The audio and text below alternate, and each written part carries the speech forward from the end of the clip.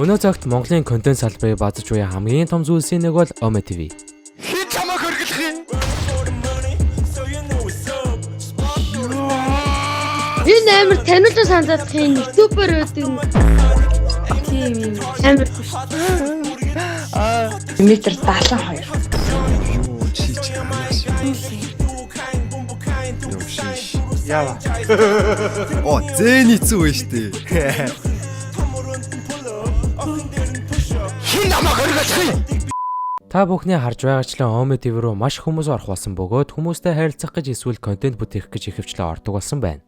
Би хэдэн хоногийн өмнө YouTube ухаж байгаад багаар Ome TV-гээр ямар олон алдартай ютуберүүд контент гаргаж байгааг нь хараад хувьдаа нэг жижигхэн таамаглал болон дүгнэлтэн төрсөн.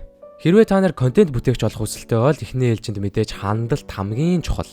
Монголд хамгийн хандлт авахд оновчтой санаанууд нь юу байдаг вэ гэвэл Ome TV болон хоол юм олон янзын чихэр туршиж үздэг бичлэг. Яг тийм амар хандлт авч чаддаг юм уу гэж та бүхэн маань бодож байвал өнөөдрийн бичлэгээрээ Ome TV-гийн контент Монголыг базж байгаа гэдгийг би нотлоё.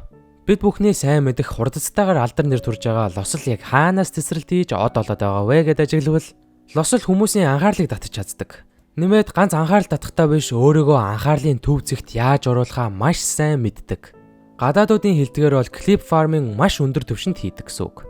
Clip farming гэдэг нь юу гэсэн үг вэ гэвэл стример эсвэл контент бүтээгч хүн санаатаагаар сонирхолтой, хөгжилтэй эсвэл гайхмаар мөч үүсгдэг. Дараа нь үзэгчид тэр мөчийг клип болгож TikTok, Facebook, Instagram, YouTube Shorts, Twitter зэрэг платформд тараадаг. Ингэснээр яадаг вэ гэвэл сошиал медиад хаасайгүй чиний контент таарна, контент тарах тусам хүмүүс чамайг илүү ихээр сонирхож үзнэ. Ер нь бол маш гайхалтай механизм. Лослын энэ чадвар нь миний бодлоор өсвөр насндаа олон янзын юм туршиж, олон янзын хүмүүстэй харилцсны дараа гарч ирсэн чадвар гэж бодож байна. Юун дээр үндэслэж ингэж бодож байгаа вэ гэвэл стример болохоос өмнө лосол зүгээр нэг ай байгаагүй. Жүжиглэх хүсэл эрмэлзэлтэй залуу байсан байгаа. Жүжиглж чаднаа гэдэг бол өөрөө маш том давуу тал. Нэг өсөндөө жүжиглэж чаддаг байснараа лосол өөрийгөө жүжиглээч болтгой анхаарлын төвд байлгах чадвартай гэдгээ илтгэж байгаамаа. Үүнтэй зэрэгцээд Шимэл байгаа. Шимэл бол бас жүжигчний замыг хөөж буй Монголын томоохон ютуберүүдийн нэг. YouTube-ийн бичлэгүүдийн ухаад харвал мөн ялгаагүй Ome TV-гийн бичлэг хийсэн байдаг. Хандлт мандалтыг нь бас харвал нэлээд өндөр хандлт байгаа. За тэгээд үргэлжлүүлэн Ome TV-гийн контент хийсэн хүмүүсээс дурдвал Түмээ байна. Хэрвээ би зөв санаж байгаа бол Түмээ Омег л бичлэг хийгээд түүн дээр нь зэрэгцэн CTS reaction stream хийснээр нэг хэсэг Монголын контент салбарт томоохон тесрэлтийг хийж гарч ирсэн. Энэ давай ташаа юм аашаа. Тэгээ хамтлагийнхаа хамгийн намхан шаастай.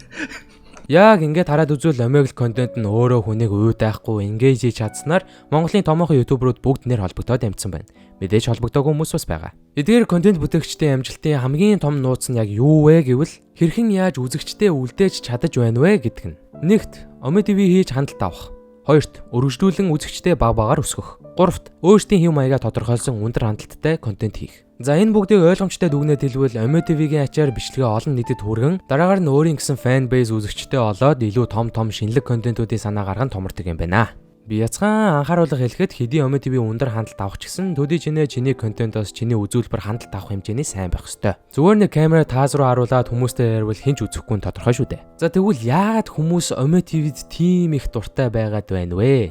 Яагаад гэвэл Ome TV заавал бүртгэл хийхийг шаарддаг. Имэйлээ бич, профайл зургаа сон гэж төрсөн өдөр онсараа бич гэх мэтчлэн бүртгэлийн үйл явц хүмүүс дэндүү ядаргаатай бас уйтгартай санагддаг. Ome TV-д ямар нэгэн тийм бүртгэлийн шаардлага байдаггүй. Шууд хүйсээ сонгоод, улсаа сонгоод, рандом хүмүүстэй нүүр тулан видео кол хийдэг болохоор зугаатай байд юм байна. Бас next товчийг дарах болгонд ямар төрлийн хүн гарч ирэх болоо гэдэг хүлээлт нь хүнд допамин буюу баяр баясгалан гоё мэдрэмжийг төрүүлдэг. Яг нь сайн зүйл нь юу вэ гэвэл бусад допамин ялгаруулдаг муу зуршлуудтай харьцуулах юм бол ямар ч асуудалгүй. Ямар нэгэн өөр буруу мэдлийн зүйлд ашиглахгүй л бол хүмүүстэй холбоо харилцаа үүсгэх нь яавч муу зүйл биш юм аа. Өнөөдрийн нийгэм бол бид бүхний бодож байгаас илүү ганцаардмал нийгэм. Утас, компьютерийн хэрэглээ ихсхийн хажуугаар хүмүүс бие биетэйгээ ярилцаж амьд харилцаа үүсгэх нь ховор болсон. Тэгвэл Ome TV дээр сэтгэл дотор байгаа ганцаардлыг авч аяхад нөлөөлт юм байна.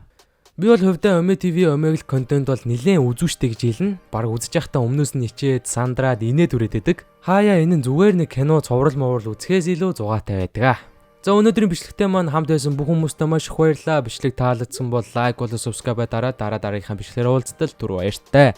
Ямар бичлэг хийлгмээр байна тэрийг комент хэсэгт бичээд санаа оноо надад өгөөрэй. Тэгвэл хаяа бас санаа манаа олдохгүй, хийх юм олдохгүй бас хэцүү байдэн шүү дээ. Тийм болохоор ямар бичлэг үзмээр байгаа тэрийг бас бичээрэй.